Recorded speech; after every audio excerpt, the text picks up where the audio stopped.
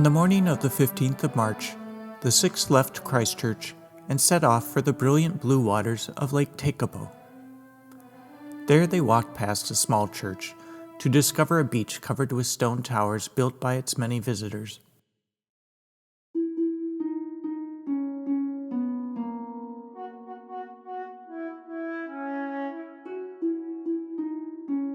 Later, they marveled at some statuary and met yet another famous American, Chef J. Belly.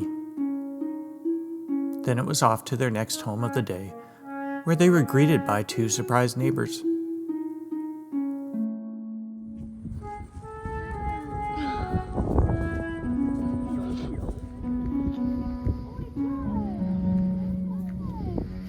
They would later learn their names were Fancy and Alexander, which apparently was not a reference to the similarly named Ingmar Bergman film. Having horses in the backyard felt very fitting, as just beyond them was where many of their species had charged on Pelennor fields years before. Being fairly hot there, they went to a nearby lake and cooled down in its glacial waters. They cooled down further with a Kiwi-specific treat, and when night fell, went out to see the stars. While free from light pollution, the bright moon did dampen the stars' brilliance, but it was beautiful nonetheless. That morning, they bid their new friends a fond farewell with some apple treats, piled in the car, and were on their way to Karoro Gorge.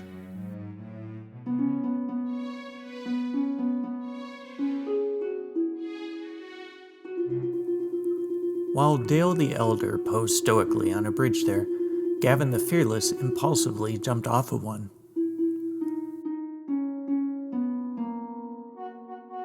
But like Aragorn and Gandalf before him, he thankfully survived his fall.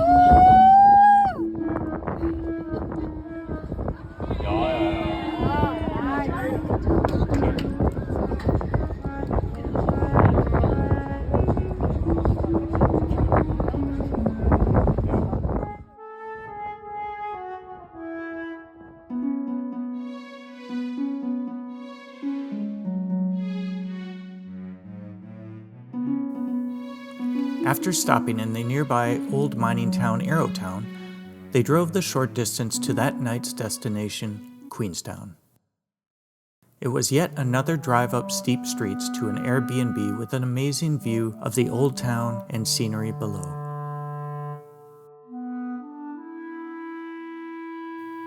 "'Twas the night before St. Patrick's Day, so they headed for a pub to hear some traditional Irish music, have some fish and chips, and down a pint of Guinness or two. It comes in pints?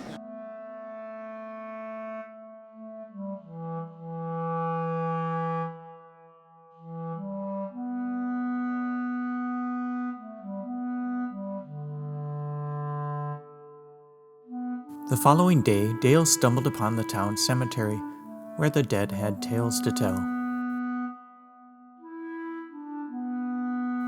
Some were serious.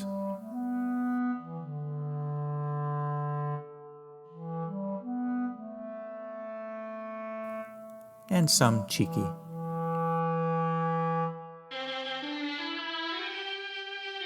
Sophie and Ivy walked the Queenstown beach and watched a singing duo.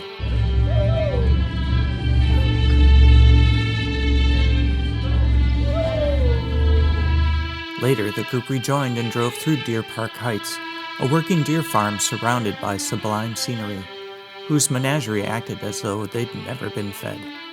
Oh my god. At their feet. Oh my god, they're so cute. Aragorn! The goats seemed especially ravenous. What is it? What do you see?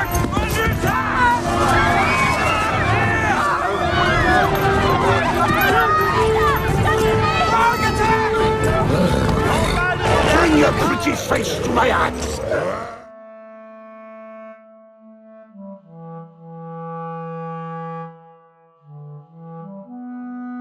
You're so darn cute, you little baby. That was your chance. Bye, guys.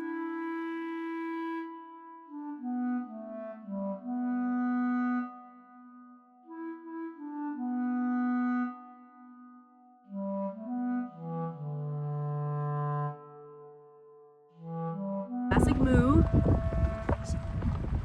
Classic cow vibe. Hello. They've all got stuff hanging out of their mouth. They do it. Look at their bangs. Hello. Oh, so styling. Hi, beautiful. Hello.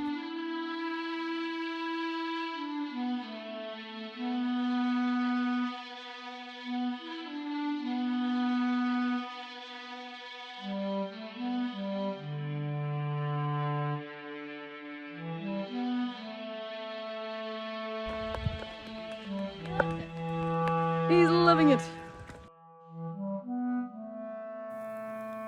With their food buckets emptied, it was time for the fellowship to return to the city.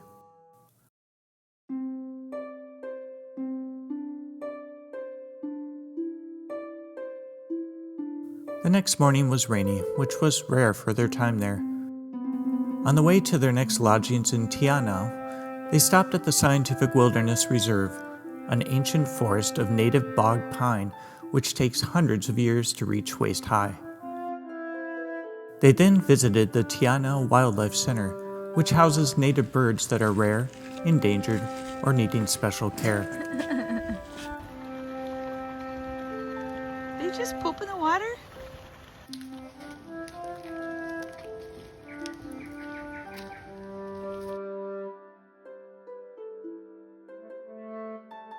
After some lunch, some resting, some more dining, some puzzling, and beta testing Dale's invented new game, it was the end of another day.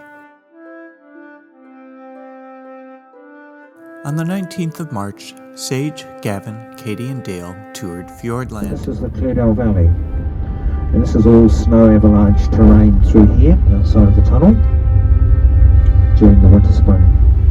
Sometimes late at night when I'm driving alone, I imagine this is a bus.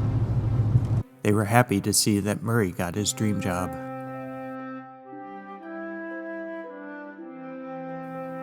The bus stopped often to allow passengers to take in breathtaking views.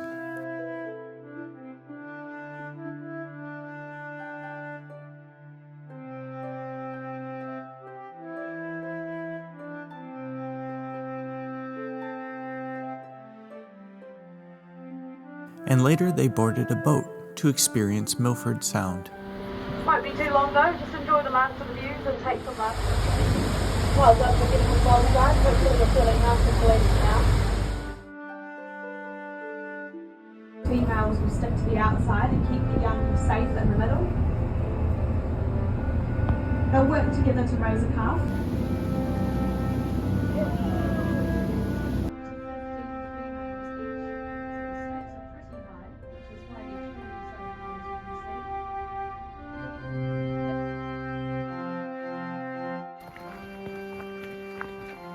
Later, they walked through a lush, green rainforest.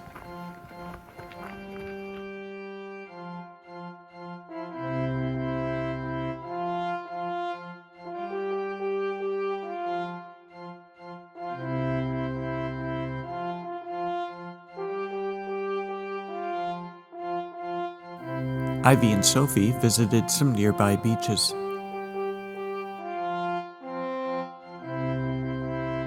Back in Tianao, they played a New Zealand edition of a popular board game. The next day, the penultimate day, they went back to Queenstown, stopping to thrift on the way, where a reminder was seen of the home they would soon return to.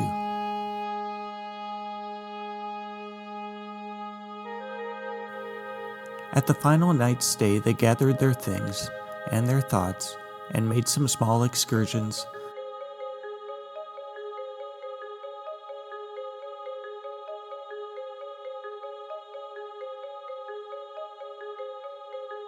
Before settling in for the night.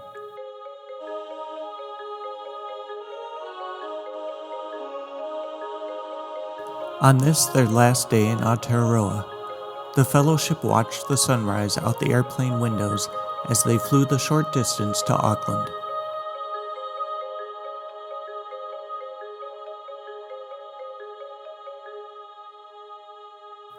Amazingly, they watched the sunrise again on the same day as they landed in Dallas many hours later. Soon they would be back in Minneapolis, and their trip would be officially over. While this fellowship didn't end up destroying the evil that was plaguing their land like that other fellowship, they did manage to cast away whatever burdens they were carrying for a few days at least. Whether it was the thrill of seeing locations from a film come to life, seeing beautiful landscapes in general, making some new friends, or just traveling to such new destinations with family, it truly was an epic journey. All thanks and praise goes to Sage, their leader and facilitator, who made getting there and back again such a smooth and joyful experience.